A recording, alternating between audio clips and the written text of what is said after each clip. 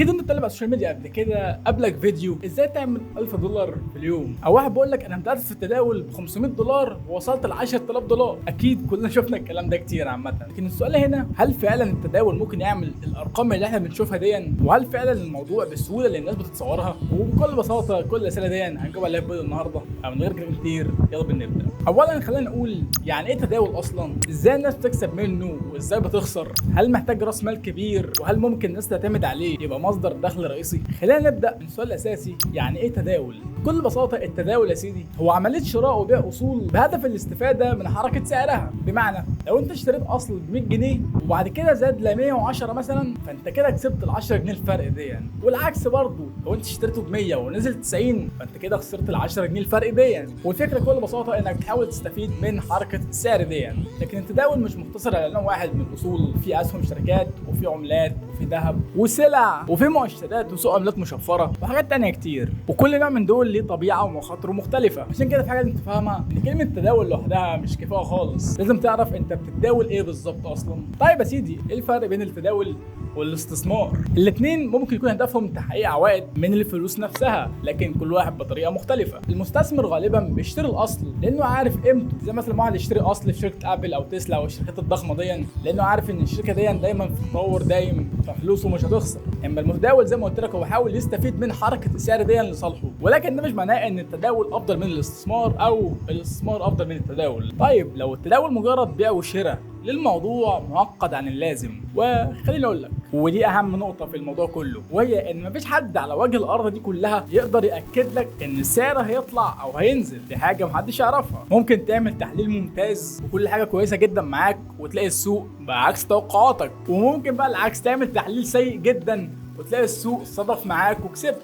ممكن يكون عندك استراتيجيات تخليك تكسب وممكن تخليك تخسر برضه في نفس الوقت عادي، وده يخلينا نوصل لاول حقيقه عن التداول. لازم تتحكم في خسائرك وتعرف تعوضها كويس جدا. طيب ليه بنشوف ناس كتير على السوشيال ميديا بتكسب آلاف الدولارات من التداول؟ وطبعا كلكم عارفين انا بتكلم عن مين ومش لازم نقول اسامي. السؤال هنا مش هو كسب كام، السؤال هنا هو خسر كام بجد. ان ممكن واحد على السوشيال ميديا يبين لك ان هو كسب $600 في صفقه، بس عمره ما هيبين لك هو خسر كام. ممكن شخص يبين لك انه في يوم كسب ارباح كبيره جدا، لكن اليوم دون مش هتكرر تاني او مش بيتكرر كل يوم مثلا، لان عرض الارباح بدون عرض المخاطره هتديك صوره تانية خالص عن التداول. ودي حاجه من اخطر الحاجات المنتشره بشكل فظيع في محتوى التداول على السوشيال ميديا كلها، لان غالبا بتشوف النتيجه ما بتشوفش الرحله. طيب يا عم غريب، ماشي، هل معنى كلامك ده ان كل الناس اللي على السوشيال ميديا اللي بتتكلم عن التداول الناس دي نصابين؟ طبعا لا، في ناس كتير جدا بتتداول وناس كويسه على فكره وانا بتابعهم، لكن في نفس الوقت في ناس بتستغل حلم الناس في حته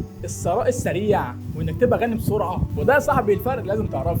اي حد يقول لك ان التداول مضمون او انك مستحيل تخسر عامه او انه يقدر يعمل لك نسبه ارباح ثابته كل يوم، لازم تتعامل مع الكلام ده بحذر شديد، لان اي سوق في الدنيا طبيعته في مخاطره. مفيش حاجه اسمها ارباح مضمونه من التداول. ولو حد قال لك حط $1000 خليهم لك $10000، فاول سؤال لازم تساله هو احتمال ان اخسر الفلوس اللي انا حاططها دي؟ ولو الشخص مش عايز يتكلم على حته الخساره دي فانت يا معلم فكك منه خالص. طيب يا عم غريب، اللي انا عايز اعرفه برضه، هل التداول بيعمل فلوس بجد ولا ده نصب؟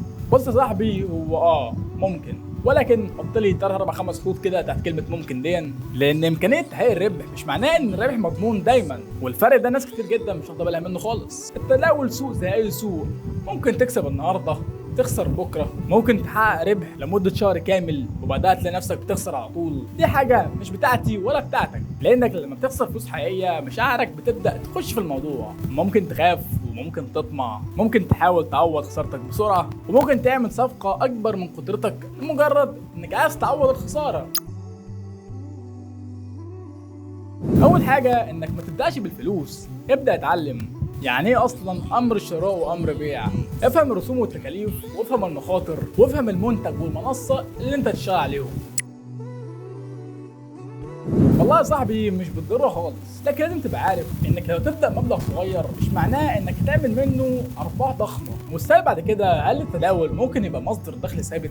والله يا صاحبي الاجابه هنا مهمه جدا، لان مش بالضروره يبقى مصدر دخل ثابت ليك. ممكن ما يمشيش معاك بمصدر دخل ثابت، بس ممكن يبقى مع حد تاني مصدر دخل ثابت. الموظف عنده راتب محدد، المتداول ممكن الشهر ده يبقى كويس معاه في الارباح، لكن بعد كده هو عمال يخسر بس. طيب ايه اشهر الاخطاء اللي بيقع فيها المبتدئين؟ واحد، انك تدخل المجال ده وانت مش بتتعلم في حاجه، وتاني حاجه انك تخش بفلوس محتاجها، تالت حاجه استخدام رفع عمليه كبيره جدا وانت مش فاهم بتشتغل ازاي اصلا، رابع حاجه وهي محاوله تعويض الفلوس اللي انت خسرتها اصلا، والاهم من كده يا صاحبي انك مش تحاول تقلد حد على السوشيال ميديا. حته اعتقاد ان في استراتيجيه معينه لو استخدمتها هتكسبك على طول، فدي لوحدها ممكن توديك في داهيه، لان لما يكون هدفك الوحيد انك تعمل فلوس بسرعه هتبدا تدور على اقل مخاطره، وده بدل ما تدور على افضل فرص. وفي النهايه التداول مش كذبه ومش ماكينه فلوس ومش طريق مضمون للثراء، هو نشاط زي اي نشاط مالي فيه فرص وفيه مخاطره. فانت لو شفت حد بيقول لك انا عملت 1000 دولار في يوم، اساله انت اصلا خسرت كام مقابل ال 100 دولار؟ كانت مخاطرتك ال 1000 دولار دول عامله ازاي؟ لازم تبقى فاهم الموضوع كله ماشي ازاي قبل ما تخش اي مجال،